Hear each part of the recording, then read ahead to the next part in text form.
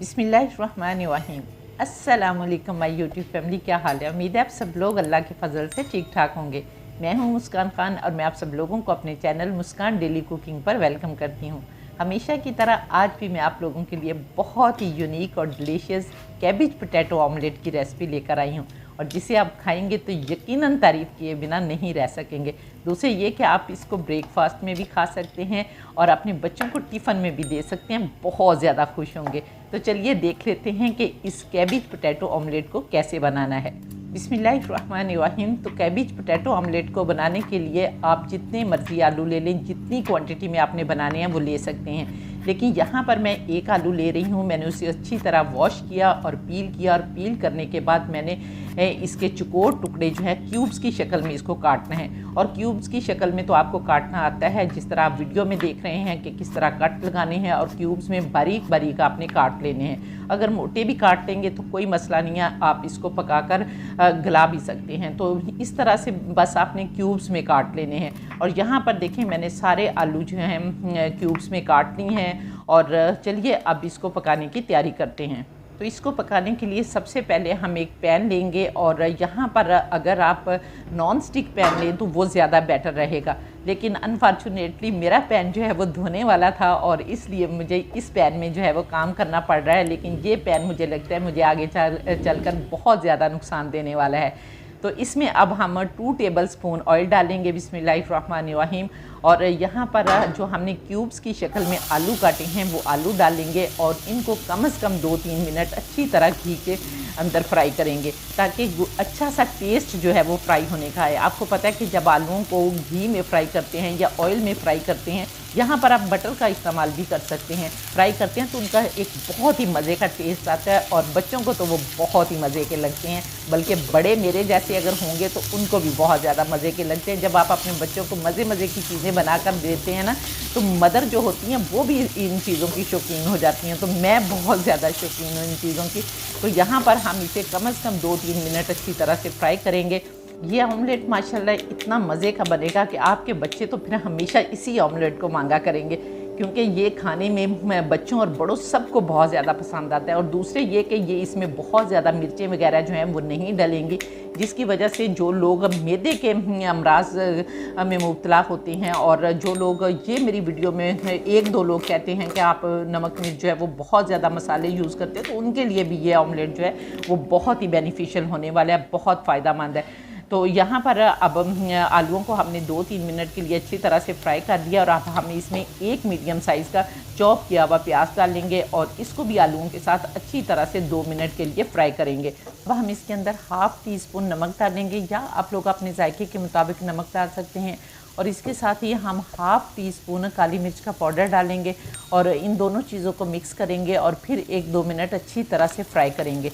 और यहाँ पर अब हम 1/4 हिस्सा जो है वो कैबिज का लेंगे और कैबिज के ऊपर वाले जो पत्ते होते हैं 2-3 वो बहुत ख़राब होते हैं, आपने उनको उतार लेना है और उसके बाद कैबिज को अच्छी तरह से आपने वॉश करना है और फिर इनको भी आपने क्यूब्स की शक्ल में काटना है, क्योंकि हमने सारी वेजिटेबल्स जो हैं वो क्यूब की शक्ल में काटनी है। तो यहाँ पर देखें माशाल्लाह अल्हम्दुलिल्लाह मैंने काट ली हैं। अब हम कैबिज जो है इसे भी आलूओं के साथ डाल देंगे और अच्छी तरह से मिक्स करेंगे। और मिक्स करने के बाद आप यहाँ पर चाहें तो 2 खाने के चम्मच पानी भी डाल सकते हैं, अगर नहीं डालना तो कोई मसला नहीं है। अब हमने ढक्कन लगाकर इसको दम वाली आंच पर 5 मिनट के लिए पकाना है और फिर देखेंगे कि हमारे आलू गल गए हैं या नहीं। 5 मिनट हो गए हैं। अब हम अपने आलूओं को देख लेते हैं। बिस्मिल्लाहिर्रहमानिर्रहीम। तो ये देखें माशाल्लाह अल्हम्दुलिल्लाह लग तो रहा है कि बिल्कुल अच्छी तरह से हमारे आलू जो हैं वो गल गए हैं। चलिए देख भी लेते हैं। तो ये देखें माशाल्लाह अल्हम्दुलिल्लाह आलू बहुत अच्छी तरह से गल गए हैं। अब हमने अच्छी तरह से मिक्स करना है और चूल्हा बंद कर देना है। अब हमने इसको किसी बाउल में ट्रांसफ़र कर लेना है और इसको ठंडा होने देना है। तो यहाँ पर हम इसे एक बाउल में ट्रांसफ़र कर लेते हैं और इसके ठंडा होने का इंतज़ार करते हैं। और ये देखें मैंने आप लोगों से कहा था ना कि अगर नॉन स्टिक पैन नहीं होगा तो ये नीचे लग जाएगा और इसको मसलसल अगर चलाते रहेंगे तो नहीं नीचे लगेगा। लेकिन यहाँ पर अगर नॉन स्टिक पैन हो तो उसमें चाहे आप मिक्स करें चाहे ना मिक्स करें वो नीचे नहीं लगता। तो यहाँ पर मेरे पास नॉन स्टिक पैन भी था, लेकिन अनफॉर्चुनेटली धोने वाला था, जिसकी वजह से ये सारा काम ख़राब हो गया। लेकिन आपने इस तरह की गलती जो है वो नहीं करनी। अब यहाँ पर देखें माशाल्लाह अल्हम्दुलिल्लाह हमारा जो ऑमलेट का बैटर है वो अच्छी तरह से ठंडा हो गया है।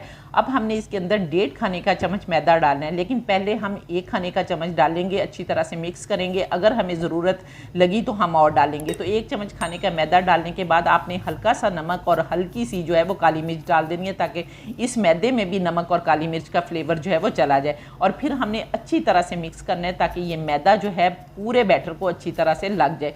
तो यहाँ पर देखें जब मैंने इसको मिक्स किया है तो हल्का सा मुझे लगता है कि इसके अंदर मैदे की क्वांटिटी जो है वो और जानी चाहिए। तो इसी तरह से आपने देख लेना है कि अगर बहुत ज़्यादा लिक्विड ही है तो फिर आपने थोड़ा सा मैदा जो है वो और डाल लेना। अब हम इसमें हाफ़ टी स्पून या 1 टीस्पून के करीब और मैदा डालेंगे, अच्छी तरह से मिक्स करेंगे।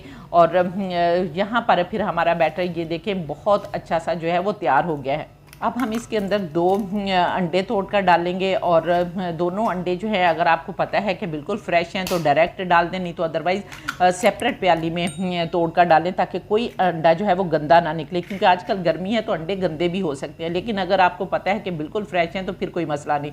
और इसके बाद हम ढेर सारा धनिया, सब्ज़ धनिया डालेंगे, और 2 मैंने यहाँ पर चॉप सब्ज़ मिर्चें ली हैं। अगर आप लोगों को पसंद है तो 3 से 4 भी आप डाल सकते हैं, अगर नहीं पसंद तो आप स्किप भी कर सकते हैं।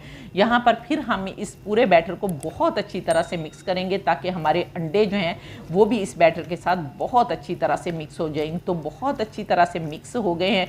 तो यहाँ पर अब इसको बनाने के लिए चूल्हे पर चलते हैं। तो कैबेज पोटैटो ऑमलेट बनाने के लिए यहाँ पर मैंने फिर चूल्हे पर एक फ्राई पैन रख दिया, और ये देखें अब नॉन स्टिक फ्राई पैन है क्योंकि ये दूसरा फ्राई पैन है। और अब हम इसे अच्छी तरह से ग्रीस करेंगे।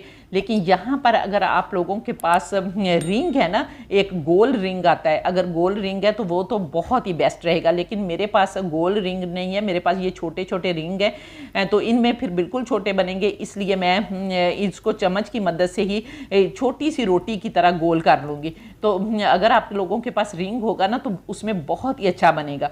तो यहाँ पर अब हम अंडा डालते हैं, लेकिन मैं यहाँ पर आपको 2 तरह से इसको बनाकर दिखाऊंगी। एक चीज़ के साथ बनाकर दिखाऊंगी और एक विदाउट चीज़ बनाऊंगी। तो यहाँ सबसे पहले हम विदाउट चीज़ बनाएंगे। इस तरह आपने बैटर ले लेना है और इसे फ्राई पैन में डालना है, और एक गोल रोटी की तरह ना आपने इसको सेट कर लेना है। तो इसमें चूंकि अंडा है, बाइंडिंग भी डाली हुई है मैदे की, तो ये आसानी से हो जाएगा, कोई मसला नहीं होगा। तो इसको आपने गोल गोल करते जाना है। अच्छी तरह से सेट करने के बाद अब हम इसके ऊपर सेसमी सीड्स और ब्लैक सीड्स डालेंगे।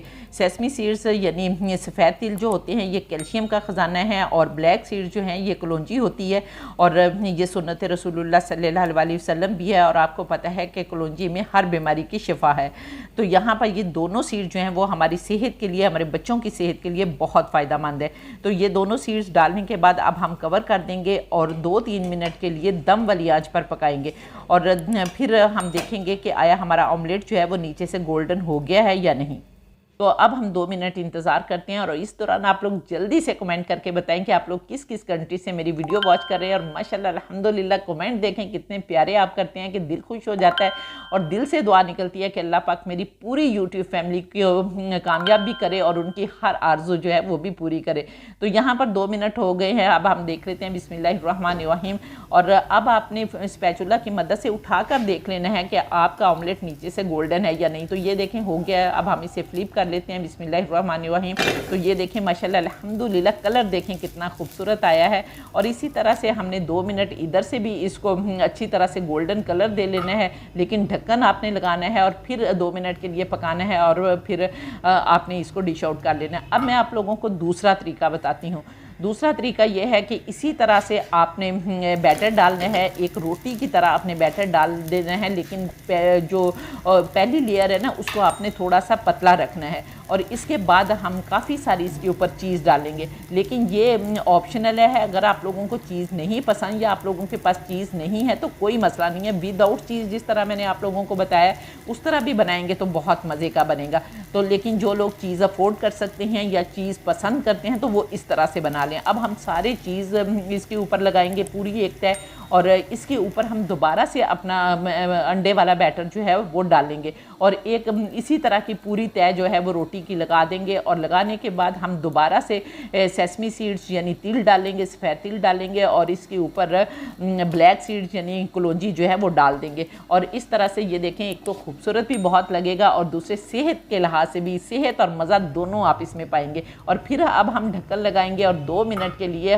बहुत दम वाली आंच पर आप इसको पकाएंगे। दोबारा से 2 मिनट हो गए हैं तो देख लेते हैं। बिस्मिल्लाहिर्रहमानिर्रहीम। तो ये देखें माशाल्लाह अल्हम्दुलिल्लाह बहुत ही खूबसूरत ऑमलेट जो है वो बनकर तैयार हो गया। अब हम इसे डिश आउट कर लेते हैं। तो यहाँ पर ये देखें, ये चीज़ ऑमलेट है और ये जो दूसरा मैं आपको दिखा रही हूँ ये विदाउट चीज़ है। इसको तो हम साइड पर रखते हैं और चीज़ वाले को और जो है मैं आपको काट कर दिखाती हूँ। तो ये देखिए माशाल्लाह अल्हम्दुलिल्लाह बेख्तियार कहने को दिल कर है फ़ाबिया ये लाई रब्बिकुम तुकज़्ज़िबान कि मेरे परवरदिगार ने कितनी प्यारी प्यारी नेमतें दी हैं जिनको हम बनाते खाते हैं और अल्लाह का शुक्र अदा करते हैं।